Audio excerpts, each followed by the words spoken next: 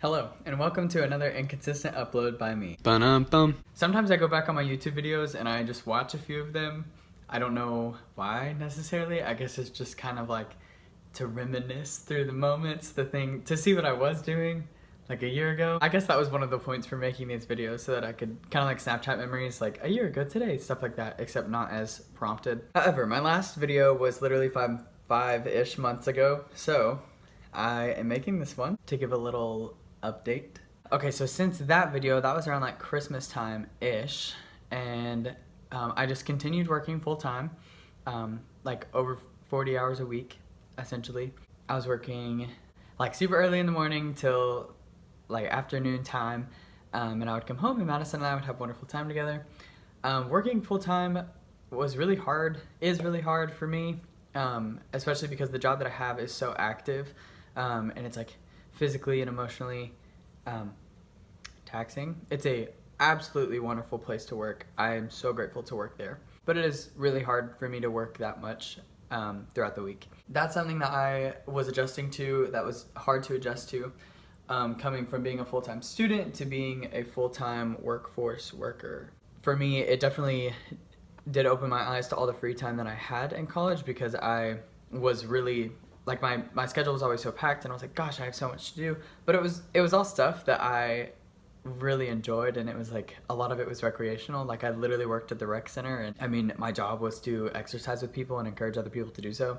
And then like I had dance classes, and obviously I was studying, and I just learned that I love being in an academic atmosphere, and I miss that. So since being out of school, I've realized that in school, all of my free time that was taken up was by stuff that I chose to do that was really fun. So I see that. So just super quick thing about me working. I'm still employed at that place, however I left to go to basic training. In the last video, I talked about waiting for dates to go to basic military training, and so I got them super last minute. Madison and I went camping, and she was like, I don't know when we're gonna get the call, so let's just go ahead and set this date to go camping. And we did, and it was so fun, so special. And literally on that camping trip, I got the call saying, hey, I actually have a choice to go at this date or go at this date. So we took the earlier date because I was just like, I've been waiting for like literally over a year, so let's go. Or for about a year. So let's go, let's do the earlier one, let's get this done with.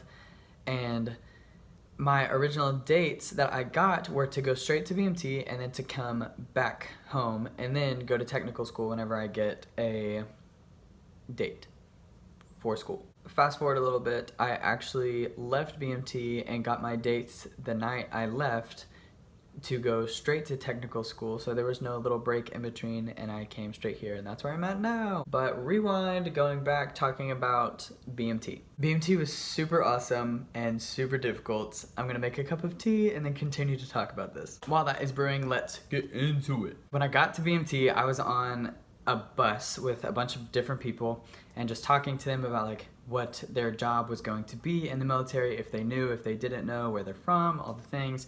And then our bus landed on base, and I was the first bus to come into the squadron. So all of the MTIs, which is military training instructors, were there. Literally all of them in the squadron were there. And just like basically yelling at us super loud, telling us where to go stand at the position of attention, which was kind of like, I know what that is, but not really, because I haven't been to BMT. And they were like, what do you know what to do? And I was like, oh my gosh. This night is called Zero Night, and the week that you're here, the first week, is called Zero Week. It's not a full week. I think we got there on Tuesday. Not totally sure. Basically, it's called Zero Week because it doesn't count towards your like 7 weeks that you're there. But it totally counts because one, it's really stressful. It's really hard.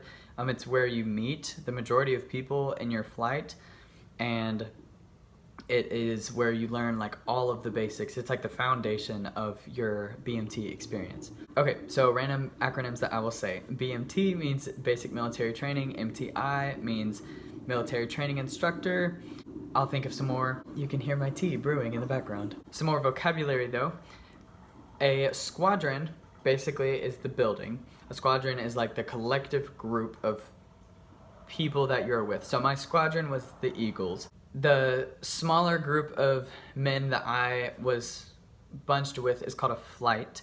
So in our section, which basically is a stairwell. In my section, I was in section 1, there were 4 different flights. So 4 separate dorm rooms. It was like Alpha 1, Alpha 2, Beta 1, Beta 2, basically.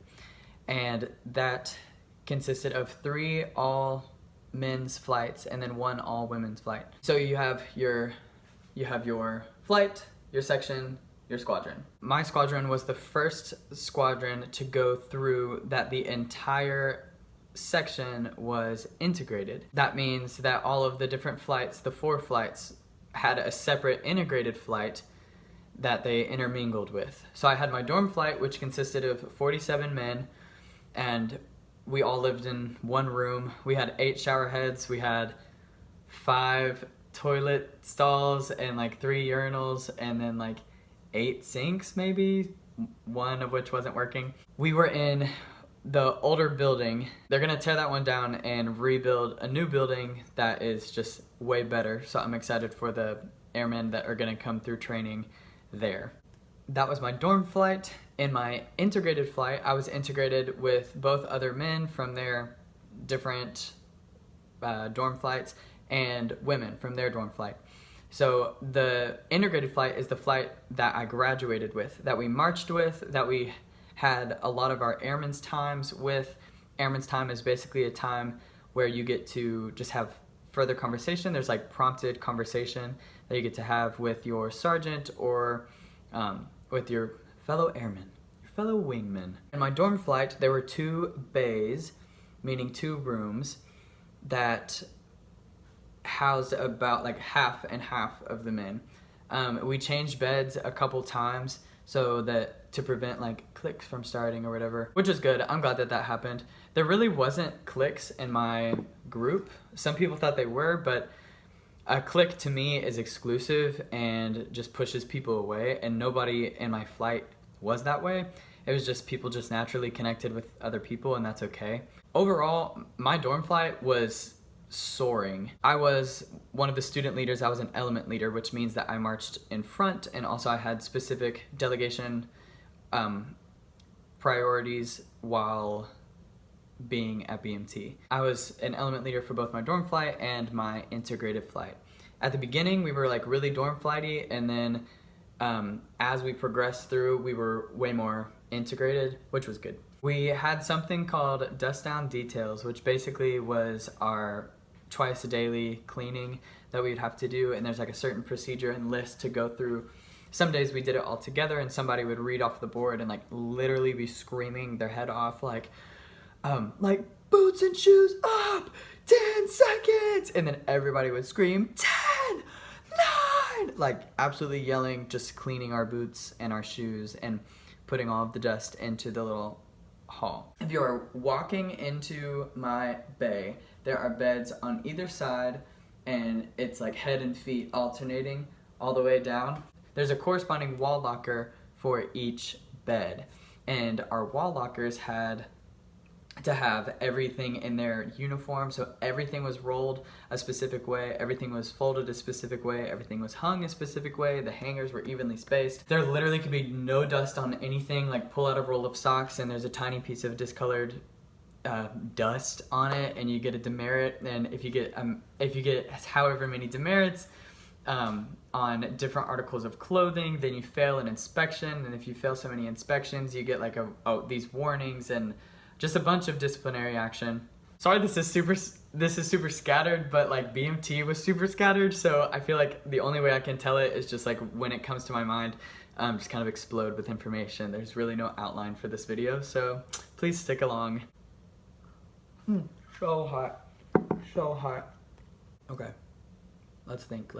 Basically, my day at BMT, we would get woken up by reveille, which is a specific melodic tone on melodic line on trumpet, and it would play super loudly outside, but we couldn't hear it from the outside because we were really far away from the like parade ground or whatever where it was playing. But we all had like this intercom, like OG school intercom. That's like a little box with like wires coming out of it, basically. That is just, somebody gets on there and they're like, get up, get up, get up. Uniform of the day is OCPs or PT gear or whatever. And they would say exactly what we were wearing, and we would all have to wake up immediately. That was at 5:45 every morning. Sometimes we would have early wake up, which basically means our sergeant, before reveille and everything else, before the intercom started yelling at us, our sergeant would yell at us and would bang on the door, and he or she would come in and tell us like what we're wearing, what we need to do, where we need to go, or they would literally be like, on the wall in 2 minutes, and we'd be like, what? There were so many things that you just had to know, like so many phrases. So on the wall means have your entire area clean, be fully dressed, have all your mandatory items, which there were multiple mandatory items that you had to have in specific pockets. You couldn't have it in a different pocket, you couldn't be carrying it, you couldn't have it in your backpack, all the things. On the wall basically meant you had to have all of that stuff done. You were on the wall, you were standing at the position of attention, you were forward, you weren't talking because you don't talk at the position of attention, and you are ready to go. Another vocabulary word, sound off. I have never heard this in my life, but sounding off literally means screaming with all of your might in response to a command that is given. On the wall, we would get there and then we would say something maybe as a unit, and then our sergeant or our dorm chief, a dorm chief was basically kind of like the ultimate RA, like in a college reference, RA. He didn't really have any authority, but it was basically he is like the top student leader, and we looked to him for delegation and all the jazz. So the sergeant or the dorm chief would scream, fall out, and we would all scream, falling out, sir! He would say, move your feet, and we would be running in place, basically like our life absolutely depended on it, and then we'd be going down the stairs, and you had to utilize both sides of the stairwell, and you had to use the handrail. Every single time you had to touch each and every step. If you did not, you would literally be yelled at. A better way to say yelled at is to be corrected, because all of the MTIs truly are there for your benefit. I felt respected while I was there, and the majority of people that I was with also felt really respected while we were there. Military training definitely has like a bad rep because people think of it as like, I'm here to fully forget who I am and just become this robot and blah, blah, blah, blah, blah. But that's literally not true. If that is somebody's experience, like I listen to that and I take that in. But my experience is the colonel of like the whole training group literally came and spoke to us all and refuted all of that. So he was like, some people believe that you come here, basically what I just said. He said, I negate that because that is not what the military is. We need innovative airmen. Our differences are what make us united. They're what make us unique. They're what make us strong. So bring your differences. Because there is such a sense of unity, there shall not be individualism. However, you need to bring who you are. You need to bring your past and your experiences to find new answers to problems, to create solutions that maybe somebody else wasn't thinking of. So our differences definitely unite us. That colonel told us, like, if you have an issue working with somebody from a different country who has different beliefs than you, different practices than you, different sexual orientation than you, different gender identity than you, different race than you, literally listed all of the things that differentiate us. He said, if you have an issue with any of that, leave. Because that is not what the military is. The military is accepting and working with all of those people for the completion of the mission. So that was super encouraging because that was literally like day 3 there. And he was like, we are here for you. It's going to be really hard, but your MTIs do believe in you, and let's go. After falling out in the morning, we would quickly rush over to the drill pad or the PT pad. Drill is specifically like marching or doing specific movements all in formation. So like about face, right haste, all that kind of stuff. If we were at the drill pad, we were normally doing something called CIT, which is cardio interval training, which is kind of just like a HIIT workout. You work for like a minute and then you rest for 15 seconds, then you work really hard for a minute, blah, blah, blah. And then on days that we weren't doing CIT, we would go to the PT pad, which is kind of like the same consistency ground of like a track, kind of rubbery. Some days have CIT, some days we would have strength training.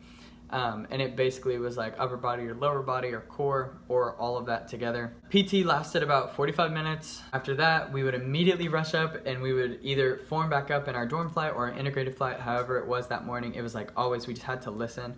There was never like, after this, you do this. It was literally just like in the moment you're given information, you have to execute the information right then. And then we would march quickly or walk very quickly in formation to chow, because normally section 1 had chow first, meaning like right at 7 a.m. we had to go into chow, and there were specific procedures that we had to do. So some of the students had a position called chow runner, and they would have to run in, and they would have like specific movements that they had to do in front of all of this authority, and recite the script in a specific way with a specific tone, blah blah blah blah blah, all the things that would allow for the entire flight to enter the chow hall.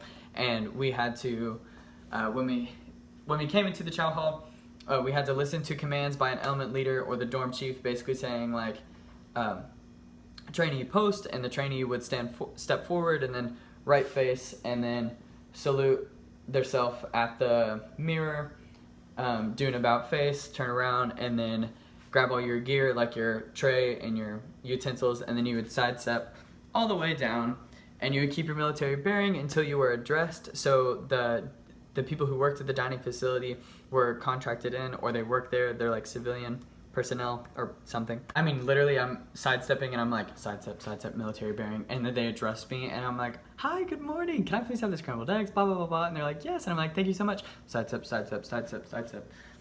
That's literally how it was every single morning, and lunch and dinner. Chow is what we called food. Let's think. There's a specific way we had to sit. One of the chow runners' responsibility was to sit us. There were multiple rows of seats. We had 10 minutes to eat, 10 to 15, but basically 10. You would sit back to front. If you sat incorrectly, or if the chow runner told you incorrectly, we would get corrected, and we would have to do a lap around the area, the food area, and then we would resit ourselves, or the chow runner would sit us. If the chow runner was doing something, there were times where I just stood there because I was like, what am I supposed to do? And then an MTI would come up to me and be like, what are you doing, trainee? You know from day one it's been back to front, so you know where to sit. Do you know where to sit? And then I'd be like, yes, sergeant. And I would go sit. You never said what, you never said okay, you never said huh, you never said anything basically, unless you were saying, yes, sergeant. Or if you didn't understand, you would give a reporting statement, which is, sergeant, trainee gun reports as ordered, insert whatever I have to say. So if I'm giving a response that is more than one word, I have to give an entire reporting statement, and that reporting statement stands for the length of the conversation. However, if one of us has a new conversation, even if it's just for like just a second, when we come back to this conversation, I would give another reporting statement because it's a new conversation, even if we're talking about the same thing. You would get absolutely chewed out if you didn't do that. What else? After lunch, we would go upstairs, then we would immediately do dust downs details. We would have a specific time frame to take showers, be fully dressed, have the flap open. So there was like a security flap that basically had like a sign on it on the back that was like showering. There was something called entry controller, which is 2 trainees basically being the security of the dorm. There was procedures that they had to follow at all times, and you always had to know what they are. So you just had to be really prepared. After all that, we would do whatever we're doing for the day. So that was literally just the like, hi, good morning, and then we actually go do stuff. So after that, we would either go to our classes, we would be in our full uniform of the day, and we would line up on the wall again, and we would go form downstairs in our formations, whether it be dorm flight or integrated flight, we would form up. Basically meaning we would have to stand in a flight, and there is a specific way you stand in flight in a marching formation. There's the leading individuals, the base file, and then there's all the remaining individuals.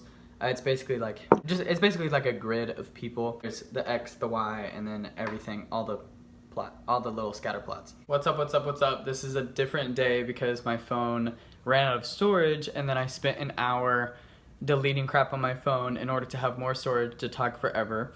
And then it was too dark outside, so I didn't have a window to have a light, and the lighting in here, you know how it is. Anyway, it's like 3 days later because I've been procrastinating to make more of the video. Jumping back in, there was a specific way you had to enter and attend and exit a classroom. There were like all these procedures that like different members of the flight had to go through, and all the things. And then after classrooms, we would all file out and we would form back up, and then we would literally just listen to whatever we had to do next. Likely that was either lunch, chow, or we would go like do drill. We had 4 separate drills, so there was standing, there was facing movement, there was like marching and movement in movement, whatever that's called. And then we had like, anyway, I obviously don't know what they're called. We had drills 1 through 4, 4 being graduation practice because it was ceremonial practice.